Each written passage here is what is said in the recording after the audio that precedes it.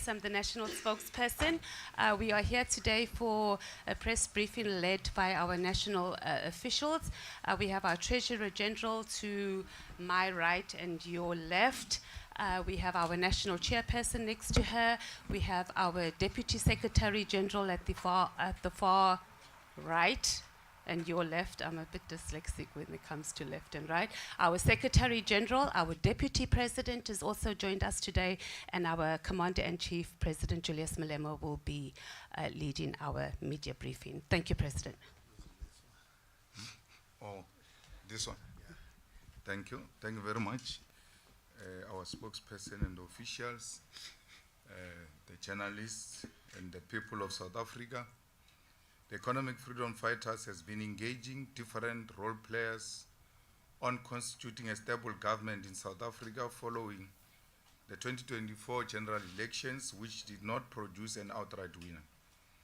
We have since the official announcement of the final result met with the leadership of the ANC, MKP, UDM, ATM, Al-Jamaa, and the PAC.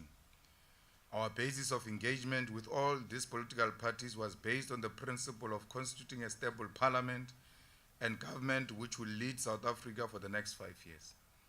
As we stated in the press conference we held at the IEC Results Operations Center on the 1st of June 2024, our principles and pillars of negotiations and meetings with all political parties include the following: appreciation of the EFF 7 non-negotiable pillars for economic freedom in our lifetime, service delivery commitments with timelines, particularly on land, jobs, water, electricity, flushing toilets, free education, 24/7 clinics per ward, and houses for all people with disability within a year.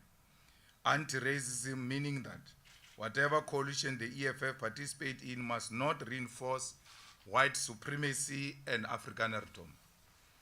Anti-imperialism, meaning that whoever we partner with must not be a puppet or representation of the West imperialist agenda and interests in South Africa.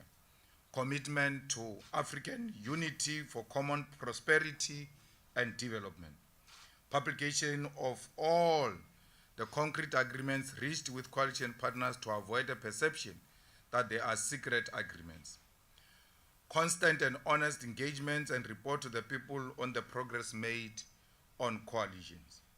Despite our commitment to unite all opposition parties to completely remove the ANC from power, since it was rejected by 59% of voters of South Africa, we did not and will from now henceforth never meet with the Democratic Alliance and all right-wing Oppenheimer-funded political parties. The DA is our enemy. These right-wing and neoliberal parties represent a reactionary, counter-revolutionary, and neo-colonial agenda which seeks to protect the existing property relations in South Africa, where the white supremacy continue to be the economic majority. We report to South Africa that we do not have any concrete agreement with the ANC, which has said it will come back to us after the 2 official meetings we held with them. We are, however, aware that the ANC is finalizing an agreement to work with the DA, the Freedom Front Plus, and other reactionary political parties. As we said before, the EFF will not participate in a government that includes right-wing and reactionary political parties. The EFF will, however, participate in parliament and provincial legislatures and will contest for position of speakers, deputy speakers, and chairpersons of committees. These responsibilities are not a product of an elite pact, but an electoral outcome which has mandated us to be members of parliament and provincial legislatures. We have communicated this decision and approach to the leadership of the ANC and all other political parties that we had engaged with. In relation to the province of KwaZulu-Natal, the EFF is of a firm conviction that MKP should be given the opportunity to lead the government of KwaZulu-Natal, and we as the EFF will support all processes to constitute the legislature that is led and guided by MKP as the political party that has received the highest number of votes in the province. The EFF continues to be a radical, militant, and revolutionary economic emancipation movement, and will not compromise principle on the altar of political and opportunistic convenience. We remain open to a discussion now and in the future that will result in a government that does not include the DA and the Freedom Front. On a personal account, I've this morning met with the president of the ANC, where we had 4 eyes. And I've expressed the wishes and the decisions of the EFF to him. Key amongst others included that we will not participate, as I've indicated, in the government of national unity, because that is a plan B for the Oppenheimer family. We will not participate with the DA and the Freedom Front in the same cabinet, where NSFAS is going to be converted into a student loan, where minimum wage is going to be scrapped, where the gains of 1994 are going to be reversed. We said to the president this morning that despite the fact that we are not participating in the cabinet, will however request him to ask the ANC to support our candidate for the Speaker of Parliament. And in exchange for that, we'll support the ANC's candidature for president, because we believe that the party which got the highest number should indeed be the party that leads. If they refuse to give us the Speaker, we are prepared to take the Deputy Speaker on condition that the Speaker candidate is from the ANC or from any progressive party, not the DA or the Freedom Front. We further indicated to the President that we are willing to participate in all the committees as chairpersons, and we are not obliged to get as many committees as possible. Whatever the ANC feels comfortable with can allocate those positions to the EFF. We said to the President that we are going to request the ANC to stop its paging of MMCs of the EFF at all levels until this kind of engagements are resolved, because they are poisonous.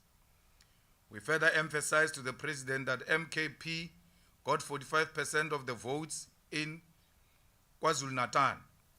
And if the principle is he must be supported to be president because he's got 40% of the votes, the same principle should apply in KwaZulu-Natal. And if the ANC has not had engagement with MKP and feels strongly that it will not vote for the MKP, the most advisable thing to do will be to abstain. I indicated to the President this morning that any other move outside the MKP is a provocation to the people of KZN. And we must not blame them if they're to react to what these reactionaries would have agreed to undermine the direction which the people of KwaZulu-Natal have given. We have made it very clear to the President that we are not against the government of national unity. We are against the inclusion of the DA and the Freedom Front Plus, because that represent imperialism, represent racism and white supremacy, represent backwardness. And I must indicate that I've stated categorically to the President that the Speaker we are requesting for and the chairpersons of committees will not include me. I will not make myself available, because I know part of the difficulty they have is with my name. And if that will compromise the government of national unity and a stable parliament and government, I've since withdrawn my name from all possible positions in exchange for a stable government and the Parliament of the Republic of South Africa. We have sent the name of our national chairperson as a speaker, Veronica Mente, alternatively as a deputy speaker, and our deputy president as the chairperson of the finance committee, as the most qualified and long-serving member of that particular committee.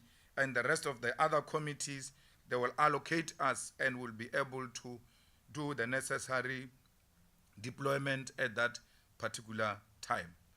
This is where we stand in relation to the government of national unity and the negotiations we have had with all political parties, except political parties funded by the Oppenheimer family. We see this as a fight back by the Oppenheimers against the EFF for its position, which exposed them that they wanted to buy South Africa with the monies that they have, and they failed.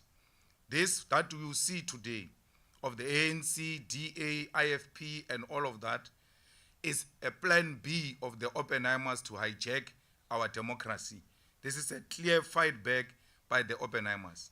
The EFF members must act with restraint and the highest form of discipline.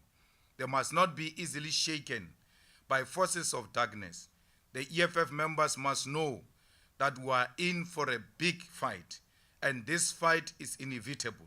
We are ready for it, and they must not be scared or be intimidated by anyone. We ask and make a strong appeal to those who have uncontrollable ambitions for positions in government of national unity, not to do that in the name of the EFF. Ours is not an immediate achievement.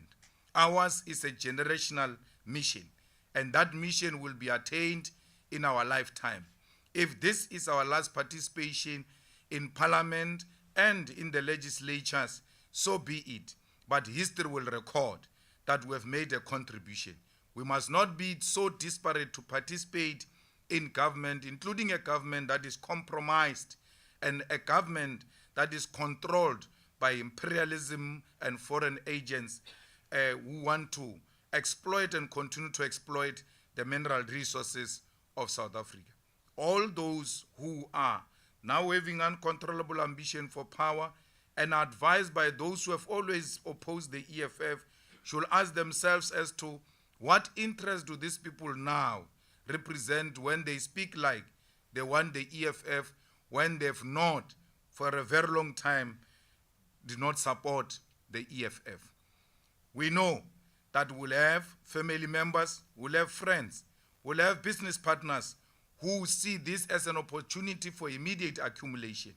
Let that temptation not be surrendered to. Let the discipline of the EFF reign supreme amongst the leaders and the members of our organization. We believe in the militancy and the radicalism of the EFF. We believe in the unity of purpose for the EFF, and we believe strongly that it is this collective effort and united forces of the left that will win against forces of darkness. I thank you. Thank you, President. Question time, and I know there's going to be a lot of questions, the hands are up. So we're going to take a round of 7 first, and hopefully we will get to the point. If you covered, let's just say we covered, okay. So we're going to go number 1, number 2, number 3, I think that's Jamie at the back. Number 4. Okay, let's go with number 4. We'll conclude with number 4 there. Number 1. A media house and your full name, please. Okay, Lizega Tandwa, Sunday Times. Mr. Malema, can you perhaps share what was the President's reaction and response to you during this conversation? And just your own interpretation of what is happening with this GNU. A lot of people have been raised concern around Parliament not having, or opposition parties rather, not playing their role as watchdogs to the government of the day. Is this not an opportunity for you to play that role? What do you say to that? Number 2 is over here. Swanila.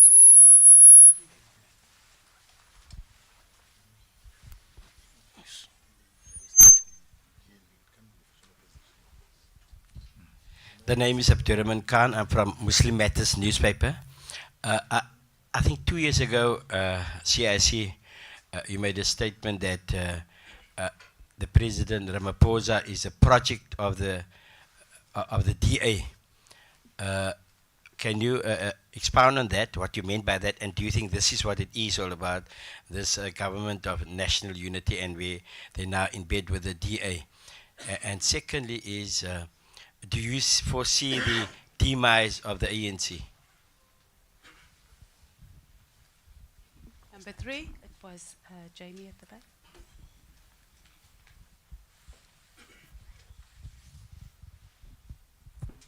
Jamie Mighty from Africa Research Desk. My question is around funding. You've pointed out that the Oppenheimers have influenced the political outcomes by the discourse through funding of various political parties. It also seems that Michel Leroux of Capitec also influenced funding through some of his vehicles, which went to the DA. The question is more long-term, saying, and about going forward. How will these funding dynamics be dealt with in the South African democracy, considering that some of these billionaire entities also control polling companies and they also control media houses? For instance, we saw Naspers donating to 2 political parties, and they also own publications that are reporting on preferred coalition partners. So I wonder what the EFF thinks about that participation of money, but also how is that mitigated to give the general populace, which doesn't have billions, an equivalent say? Thank you. Number 4 was here in the front. Meshach Makora from Daily Sun. I would like to know from you, Mr. Malema, do you believe South Africa is ready for inclusive government and the proposed GNU by the ANC? Secondly, EFF shares common ground with the ANC, especially on the land issue. Don't you think being part of the GNU would assist to propel the country toward that direction? Thank you, President. Over to you. Thank you very much. Well, my discussion with the President were cordial, and he appreciated the EFF's offer and said that it shouldn't be very difficult for them to come back to us with a clear, definite answer. So after the NEC, I'm going to have a meeting again with the President to have a final detail of what is the agreement. And we see that as a role that we're elected to play. We're not elected to be government, that's why we don't have a majority. But if we play any role in Parliament, that's what we're elected to do. We are members of Parliament, we can be chairpersons of Parliament, we can be Speaker of Parliament. It's a responsibility which the electorate said, go and execute. So playing an oversight will not necessarily only mean that you must be in opposition and without any single position in the legislature or Parliament. We remain in opposition in positions of committees, in positions of deputy speaker or a speaker. And that even makes that committee to be more effective, because departments are no longer going to go there knowing very well that they're going to enjoy the protection of the chairperson. So that will give the EFF the most efficient and effective way of holding the executive accountable. And that's why we think there is no contradiction in doing that. The interpretation I've given to you, it's a plan B. The first plan was to buy South Africa through the funding of political parties. That's why there is a party change which was given more than 30 million. It ended up not participating in the election. Then Rise Mzansi and all kinds of political parties given huge millions. And what did South Africans do? Rejected those millions. So this answers the same question. What are you saying about the future funding by these institutions which have got control over the research institute, which have got control over the media? South Africans are going to become more and more wiser, and they've demonstrated during these elections that they cannot be bought. They rejected millions. The Oppenheimers were dishing out money unashamedly. When we say Oppenheimers, we mean all of those people. Oppenheimer is a representative of those multimillionaire families of the Ruperts and the Minels and all of them who have been pumping money to try and manipulate the political landscape in South Africa, and that has successfully failed. So what do? We retreat back to our traditional political parties and then unite them. The IFP is not an organization outside the Oppenheimers. It was formed by them. Who in his rightful mind will give Tlhabisa 20 million? Because he can't even speak to that 20 million himself. So why would someone say, yes, 20 million to Tlhabisa? To do what with it? Tlhabisa was given 20 million and then he was pushed out of the campaign. The campaign was run by the chairperson and the premier candidate of the IFP in KZN. I found Tlhabisa campaigning in Malamulele. I'm like, what is he doing in Malamulele?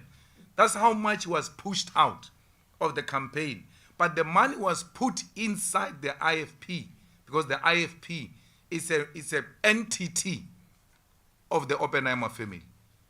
You have all seen at the Prince Mangosuthu Buthelez's funeral, where no less than 4 members of the Oppenheimer family are in attendance. There is a video of them greeting President Ramaphosa at Prince Mangosuthu Buthelez's funeral. The Oppenheimers did not go to Mandela's family. They were not a factor in Mandela's family, a funeral. The Oppenheimers did not go to Obama's lecture in Johannesburg about Mandela, that memorial, what. They were not playing any role. But in the Prince Mangosuthu Buthelez's funeral, they played a prominent role. Why? The Oppenheimers wanted Prince Mangosuthu Buthelezi to be the first black president of South Africa. They never believed in the ANC and Nelson Mandela. That's why when Nelson Mandela's first meetings outside South Africa, he was asked by Britain as to what is going to be the role of Prince Mangosuthu Buthelezi in your cabinet when you win the elections. So Prince Mangosuthu Buthelezi and the IFP have always been the project of the Oppenheimer family. The DA, it goes without saying. They control it.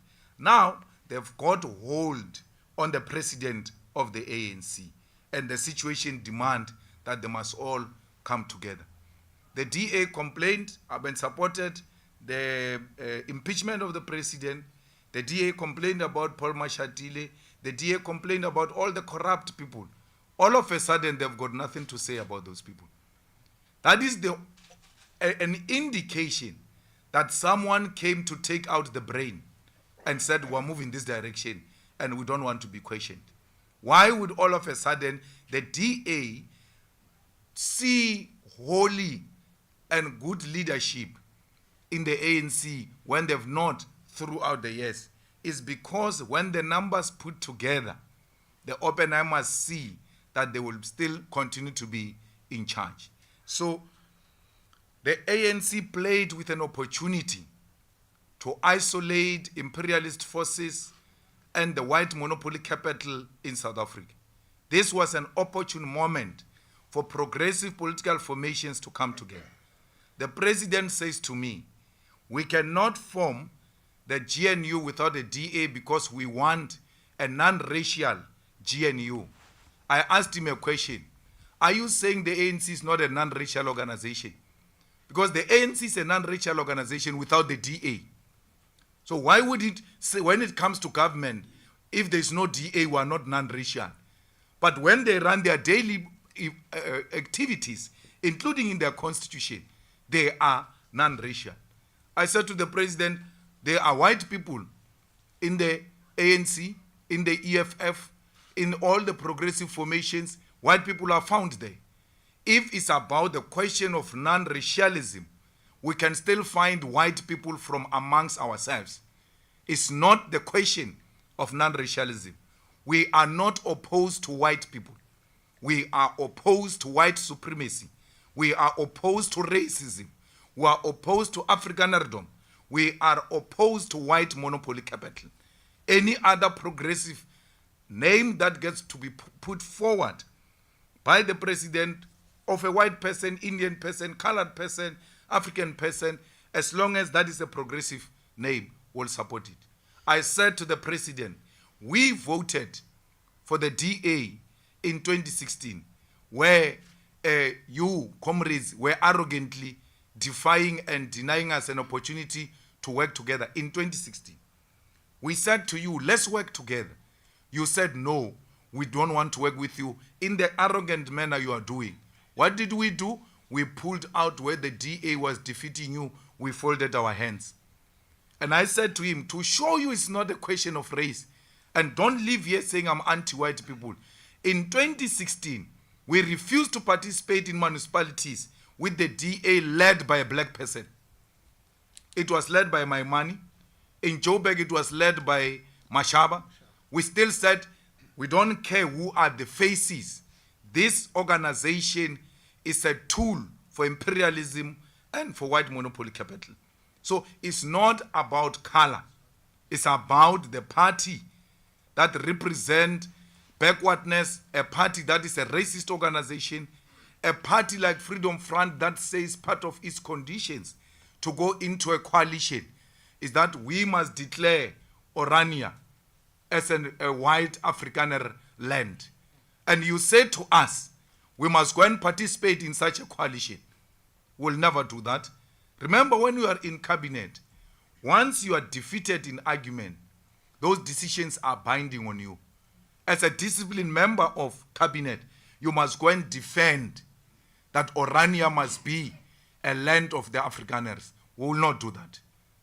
We will rather die without occupying positions in government than to allow white supremacists and racists to thrive. Fighters, inclusive government should not mean a compromise on the principle. We are for inclusive government. That's why we said we are the first political party to say to the ANC, we will work with you. But because we understood the element of inclusive government and government of national unity. But it does not mean we must sleep with Zionists with our eyes open. We're not going to do that. We said to the people of Palestine, we said to the Muslim communities everywhere in South Africa, the vote and the victory of the EFF is a victory of the people of Palestine.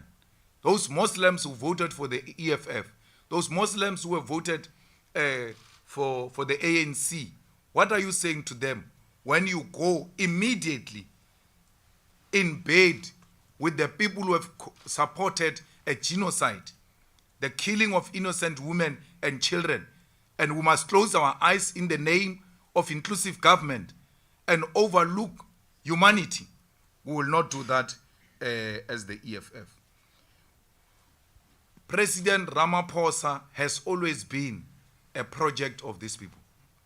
From school, he went straight to work for Urban Foundation, to work for the Oppenheimers. President Ramaphosa formed NUM. He has never been a mine worker. He has never been underground. From school straight, he was given money with other colleagues to form an NUM that was funded directly by the Oppenheimers. How does NUM, which had a policy conference over the weekend, sing a song, Sebenza kanzima, we're not being paid money, we're paid peanuts, and then one of the people who joins them in singing that song is Pravin Gordhan. They even get addressed by Pravin Gordhan, who's in cahoots with these mines that are exploiting the mine workers. That's a huge contradiction. It can clearly indicate to you that these people do not mean anything they are saying. So this is the end of the ANC. It is not of our own making. The ANC is not dying because the EFF is growing. The ANC is dying a natural death. With or without Zuma, the projections were the way they are now. Before the formation of MKP, the research showed that the ANC is going to go below 50%. And Mbalula pulled it below 30%. At some point on the board, it went below 40% for real. So this is the end of it. Because you cannot say you want to change the property relations and you engage in the struggle for land and then you go into cahoots with the people who are actually opposed to that struggle for the land. So South Africans, there is a story being peddled that we are flip-floppers because in 2016 we worked with DA and today we say we can't work with DA. Let's put it on record, lazy readers and lazy thinkers and people with a memory of a chicken, go and check those facts. We have never worked with the DA. We said we are going to fold our arms because the ANC was arrogantly engaging us. We folded our arms and the DA dealt with them. And today you want to now turn the whole thing and say the EFF worked with the DA. We never worked with the DA. We never had an MMC under the DA government. We never had a speaker under the DA government. We never asked this, that which we are asking from the ANC, from the DA. This is an opportunity for progressive forces to align. When we say progressive forces, the people say you are saying black parties. There are no black parties. We are not a black party. We are a progressive force of the left. We are saying the progressive forces must align. I told the president very clearly that maybe sometimes this thing rings nicely in your ear when the DA says we'll work only with the ANC of Ramaphosa. It's not true. The ANC of Ramaphosa lost in Tshwane, in Joburg, in Tekwini, in Ikuruleni, and PE. Why didn't the DA offer the president what he is offering them now? Why didn't the DA say there is no outright winner? Come ANC of Ramaphosa, let's work together in Tshwane. If this situation we're in now was the DA in this situation with 40% and Freedom Front with 11% and ACDP with 5%, we're not going to be talking these things we're talking. They would have united and isolated all the progressive forces.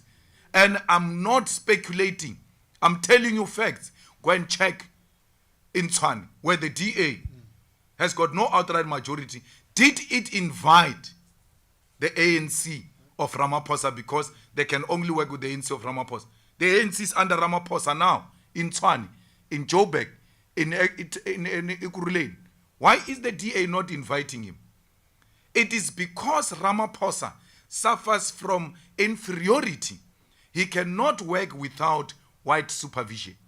To invite the DA is to invite supervisors. It's not to invite progressive white people to come and join hands with us to rebuild South Africa. So we reject this government with everything it deserves for as long as it puts in white supremacists, it puts in Afrikanerdom, it puts in colonialism and imperialism. Will not be part of the neo-colonial government. Comrades and everybody else who seek to persuade us otherwise, we are making a plea, leave us alone. If this is our natural death, let us die with our boots on. Thank you, President. We're going to do another round, and hopefully it's the last round. EWN sitting right here in the front. 1, 2, 3, Sunday World. 4, Kaya. I saw you. 5, Newsroom. 6, with the overall, the red, no, it's not quite a red overall. Number 6. Number 1. Also. I'm Taviso Goba from Eyewitness News. I know, Mr. Malema, you addressed that the ANC should stop purging your MMCs in some municipalities. I just want to know, what is the future of your provincial Gauteng chairperson, Kululeko Dunga? Is he going to remain in Ekurhuleni, or is he going to go back to the, or is he going to go to the provincial legislature? Thank you.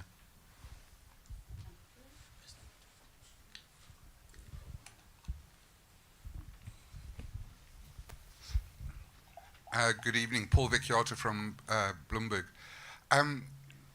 If your suggestion of taking up certain positions by party members in the legislature isn't met, will you be prepared at looking at doing something of forming an opposition party alliance, for want of a better term, against the ANC/DA government, so, and with the EFF becoming the leader of that opposition bloc or alliance. Thank you.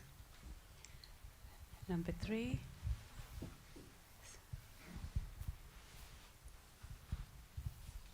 Thank you. Good evening. My name is Mawande. I work for the Sunday World. Mr. Malema, as it relates to the purging, as you put it, of the EFF MMCs, as we saw in Egoruleni yesterday, and there's already a talk that the ANC has taken a decision that it will divorce the EFF in Egoruleni as well as Johannesburg. And in line with what you are saying, that you've requested that be put to a stop. If that doesn't happen, what is the strategy of the EFF as it relates to that? And also, in Gauteng as well, is the EFF willing to support Mr. Panyaza Rosufi to return as the Premier of Gauteng? We saw that he's been shortlisted as the Premier candidate of the ANC in that province. Since you've been working well with the ANC under Mr. Lesufi in that particular province of Gauteng. About KZN, you say that you will support the MKP to govern in that province because they got majority of the votes.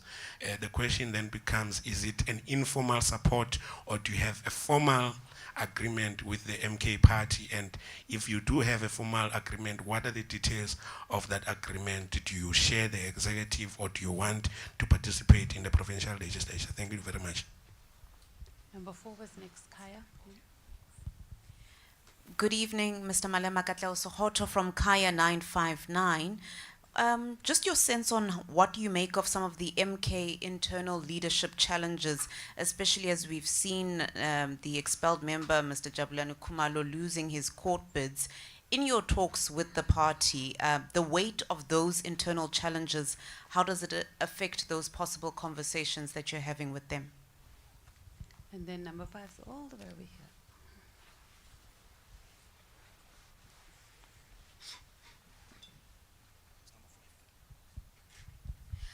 Evening, it's Zianda Ngobo from Newsroom Africa. My question is similar to that of Bloomberg's.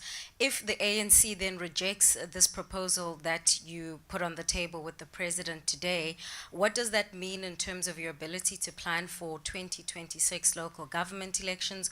Would it also mean that you would have overplayed your hand if some of your constituency believes that you may have not actually put the best offer on the table and linked to what you've touched on briefly, Mr. Malema, when it comes to the prospects of growth for the organization? Thank you.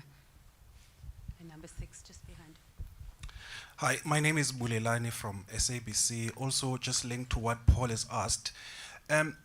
If your demand for the position of Speaker and Deputy Speaker is not met by the ANC, will you be posting a presidential candidate during the vote?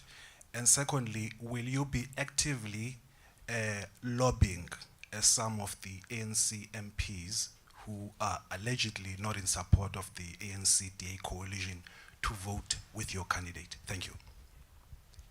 President? Thank you very much. The MMC of EFF in Ekurhuleni Dunga he remains a councillor of the EFF in Ekurhuleni, and if we are not finding each other with the president, we are going to withdraw all our MMCs in all areas where we are participating with the ANC. So if by this evening Dunga is not reappointed as the MMC of Finance, all our MMCs in Johannesburg, in Mohale City, in PE, in Ekurhuleni, all of them are going to step down. We're not scared of a fight. They want to bring it on, we're ready for it. And we're not desperate for positions, we have never been. We are here to make a contribution. I just saw this as muddying the waters during the most critical period where we have to find each other. A person goes and removes an MMC at night without even engaging the leadership of the EFF. We have had a very good working relationship with the leadership of the ANC in Gauteng. We have had direct communication with the chairperson of the ANC in Gauteng and the secretary. But since the announcement that they are going to work with the DA, those guys have completely blocked us from any form of communication. So don't think you can threaten the EFF by taking away MMCs. We will never be shaken by such things. We are aware that they say they are going to unplug us. We cannot be unplugged by fools. We are going to withdraw ourselves. We are not desperate, and we are going to remain. There is no Dunga who's going to any legislature. He's going to be a councillor, and he's going to fight from the opposition benches in the Ekurhuleni municipality. And the same goes for all of them. So the deputy president must start preparing resignation letters for all of them. That once I meet the president, they say they are not willing to accommodate it tonight, not tomorrow, tonight.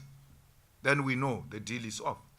And we can as well just walk away. We're not like Muzwandile Masina, who was desperate till now, bitter to the end, wanting to be a mayor at all costs. So we're not those kind of people who are here for position. South Africa, we have made contribution to the struggle of South Africa at an early age. And it doesn't mean we must exit through ministerial positions or anything. We can exit at any time if the South Africans wish so. But you cannot do away with the kind of contribution we've made in the struggle for the total liberation of our people in South Africa. So be rest assured, we cannot be intimidated by positions. Positions are never anything. Listen to all these ex-prisoners, gangsters, and all of them, how they negotiate. They tell you position from when they enter the gate. No principles, no nothing. The DA has got no principal agreements with the ANC. They've agreed on positions. They actually told him that we want 1, 2, 3, 4 departments, and those departments must be exclusively for us, and you must not interfere. And he says he has refused. He said, no, we can agree on ministries as to which ones, that should be left to the president. And there's no ministry that can be exclusively for white people of the DA. Because cabinet ministry means a collective leadership. So it can't be that there are certain departments which are not accountable to the president. At least if he's honest by that, then we know that there's already a contestation. Right at the beginning, they can't find one another. So let's allow that process to unfold. If the DA goes into government, and this must be known to all of you, if the DA goes into government, the official opposition is MKP. That's what you must know. That's how it works. There's no one who's going to be in government and still be an official opposition. And MKP and ourselves were together. We shall be official opposition together. We'll help each other in that role together. We are more experienced than them. We've been here. And we've got a cordial relationship with them. So even when we are chairpersons of the committees or speakers, we remain opposition. It is allowed. They can't say you are now a chairperson of a committee, you can't be an opposition party. No. The IFP was the chairperson of SCOPA, and it remained an opposition party. So our acceptance of this responsibility, if Veronica becomes a speaker, it doesn't mean anything about EFF being an opposition. It remains an opposition party opposed to the current government. There's no need, really. The people of South Africa must swallow what they've decided to chew. And they decided to chew 40% of the ANC. So why should you field a presidential candidate for what? That's what they said they want. Why do they go and make decisions and hope someone is going to rescue them from the other side? It's their own decision. They chose load shedding. They chose Ramaphosa. They chose the highest level of unemployment. They chose racism. That's what they chose. So if the ANC fails to come together with progressive formations, we are prepared to sit back but let's tell you, will fully participate in this parliament. And this time around, we have taken a decision not to play a role of a disruption, of being robust, of engaging to a point where we follow up that which was rejected illegally in parliament through peaceful protest on the streets. You will never see us on the stage. You will never see us fighting with any bouncer, anything of that sort. We are here as a 10-year-old organization with mature parliamentary politics, well experienced, to make sure that the views of those who voted for us are well represented. From now onwards, when you say there is a racist at our work, we check the historical tweeting of yours. If you have been tweeting ANC, DA, go and fight with those white people alone. We are now representing our own people who have been supporting us. Skatel manje. Skatel. We are with our people. And let me reassure you, this party is going to grow. This deal is the best deal you can ever think of. We did this deal almost the same in 2016. What happened after 2016? We increased our votes in 2019. We moved from 25 members of parliament to 44 members of parliament. So we have never engaged in a deal that is detriment to the growth of the EFF. We've always made calculations as to how do we grow our movement. So we are well within our right. We have not lost our support. The base that we started with in 2014 were not there. Anyone who says we are back there is not true. We are not in 2014. We have just lost some few seats and we are going to bounce back very strongly in 2026, and we are going to work in a focused manner. If you go and look at the list of the EFF now, in the legislatures, in the national parliament, in the NCOP, and look at where those people are coming from, we no longer put people who come from constituencies that don't vote for EFF. We are now choosing people who are choosing the EFF. We are a national organization. We'll find footprint everywhere. But we're not going to have, for instance, over-representation of people of KwaZulu-Natal in this parliament when they've not given us anything. They will get what is proportionate to what they gave us in these elections. And that applies to everyone. So we need to make sure that we all, if we need the assistance of the EFF, let's vote for the EFF. After the election, someone sends me a video of a community drinking water from a well. A well is like a hole. So they take water with a cup, put in a bucket. They say, no, can you do borehole for these people? Then I said, that's fine, we'll do a borehole. Send me the VD results of that voting station. And then they said, ANC, so why are you sending me this? Go where you voted. You don't know where you voted. Why are you coming to me? So when a water comes from a well, it tells you that there's too much water underground. Even when you drill a borehole, you are not going to struggle. Yet an ANC councillor does not drill a borehole. The ANC municipality does not drill a borehole. The ANC government does not drill a borehole. The EFF must go and drill a borehole. No, we now know the VDs that have voted for the EFF, and those are the people who are going to service. It doesn't mean we can't grow our base into the other constituencies, but as a party, you need to have your priorities right. Otherwise, you are going to undermine your growth. You are going to invest your resources where there are no dividends. We need dividends now. I'm really pleading, whether we like MKP or we don't like MKP, if you want peace in KwaZulu-Natal, which is not going to be instigated by MKP, which is not going to be instigated by EFF, that violence, the people are going to rise. If you go against the wish, you know, in KZN is West, the MKP get 45%. The second party gets 18%. and you still think you can overlook that party. I told President Cyril Ramaphosa, I said, your own rules on coalition say a party with the highest number must be the one that lead. Please allow MKP to lead. Do not undermine the voice of the people of KwaZulu-Natal if we respect democracy. And we make that plea that please allow MKP to lead in KwaZulu-Natal. We are not in any formal agreement with them. We are not for any cabinet position in KwaZulu-Natal. We are not for any speaker. We are not for anything. When we get invited, only then we look at what are the nitty-gritties of such an invitation. We have never had such a discussion with MKP.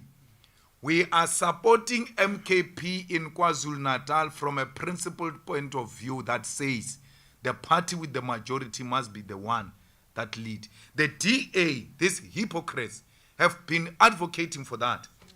When they've refused to give Action SA mayorship, when they refused to give their partners mayorship, they always said, we are the one with the highest number, and therefore we can't give you the mayorship. What has changed in KwaZulu-Natal? Why is the DA not applying the same principle? Why is the ANC not applying the same principle? So we are going to stick to this principle as the EFF. Be rest assured, fellow South Africans, the MKP will overcome its internal leadership squabbles. It comes with the territory. There is no single organization that was formed and never faced leadership challenges. There was Mutletama here, who had to run all over the streets of Cape Town being chased by Bernard Joseph. So what I say, we had our own share, and look at us now. We are in a much more stable way.